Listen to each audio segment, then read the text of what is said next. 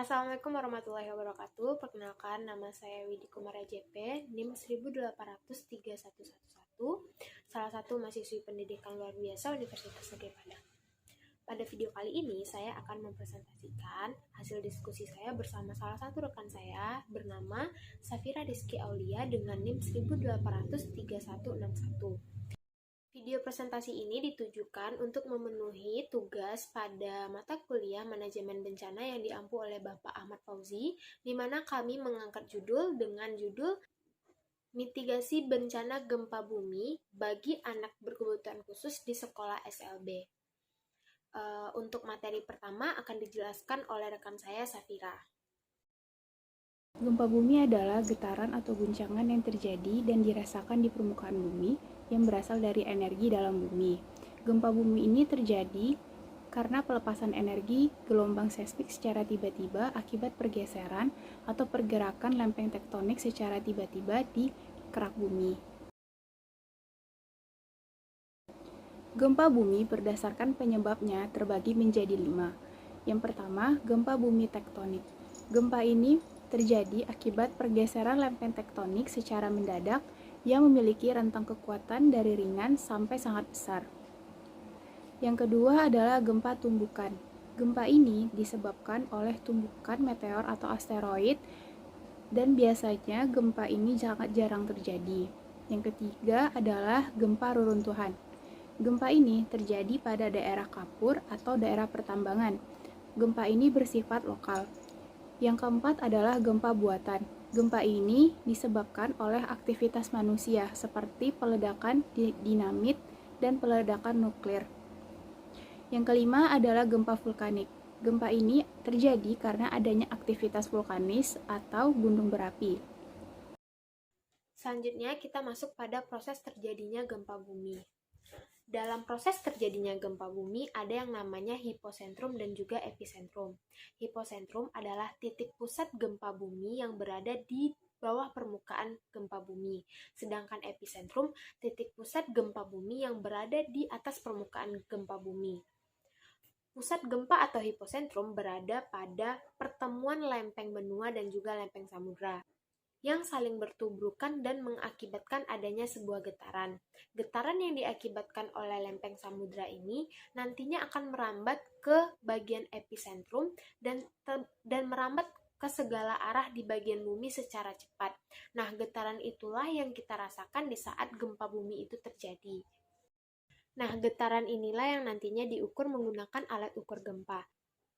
Salah satu alat ukur gempa yang pertama itu seismometer. Seismometer adalah peralatan yang digunakan untuk mengukur gerak tanah, gelombang seismik akibat dari gempa bumi, getaran yang dihasilkan dari letusan Gunung Merapi, ataupun sumber gempa lainnya. Hasil rekaman dari seismometer ini akan dikonfirmasi kepada para ahli dan nantinya akan dianalisis untuk memetakan, mencari dan mengukur sumber dari gempa bumi atau jenis gempa bumi yang terjadi dari berbagai sudut pandang yang berbeda. Sedangkan seismograf adalah perangkat untuk merekam gempa bumi. Seismograf ini terdiri dari gantungan pemberat dan ujung runcing seperti jarum. Nah, perbedaan antara seismometer dengan seismograf ini, seismograf dapat menggabungkan pengukuran dan pencatatan secara terintegrasi. Mitigasi gempa bumi. Menurut Undang-Undang Nomor 24 Tahun 2007, pengertian mitigasi adalah serangkaian upaya untuk mengurangi resiko bencana, baik melalui pembangunan fisik maupun penyadaran dan peningkatan kemampuan menghadapi ancaman bencana. Mitigasi dibagi menjadi 3 tahapan. Yang pertama, sebelum kejadian, saat kejadian, dan setelah kejadian. Pada saat sebelum kejadian, kita melakukan latihan evakuasi, membuat jalur evakuasi, dan menentukan titik kumpul atau titik aman pada saat terjadinya gempa. Pada saat kejadian, biasanya yang kita lakukan adalah yang pertama, tetap tenang dan tidak panik. Yang kedua, apabila terjadi gempa, segeralah berlindung di bawah meja atau kursi yang kokoh dan melindungi bagian kepala. Yang ketiga, sesegera mungkin lari keluar rumah ke tempat yang terbuka.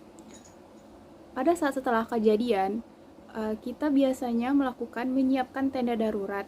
Yang kedua, menyiapkan dapur umum. Dan yang ketiga adalah segera menghubungi dan mendatangi posko bantuan untuk mendapatkan bantuan logistik. Metode memprediksi gempa bumi dibagi menjadi dua, yaitu short range prediction atau memprediksi jangka pendek. Prediksi ini memprediksi jangka waktu antara foreshock dan mainshock. Walaupun prediksi ini sudah dilakukan, cuman hanya saja keberhasilannya sangat kecil. Yang kedua, long range prediction, memprediksi jangka panjang. Ini mempelajari interval bencana pada waktu lalu atau bisa disebut juga dengan siklus.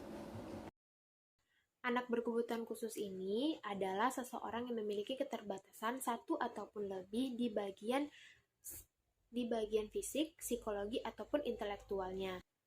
Sehingga dikutip dari The International Day for Disaster Reduction pada tahun 2013 mengatakan bahwa anak disabilitas ini atau penyandang disabilitas merupakan kelompok yang berisiko saat terjadinya bencana. Hal tersebut terjadi sebab kebutuhan dalam proses perencanaan mereka diabaikan sehingga korban jiwa penyandang disabilitas ini meningkat di saat terjadinya bencana. Teori mitigasi pada tahun 2020 terdapat dua jenis mitigasi bencana untuk gempa bumi. Yang pertama itu ada mitigasi struktural dan yang kedua ada mitigasi non-struktural.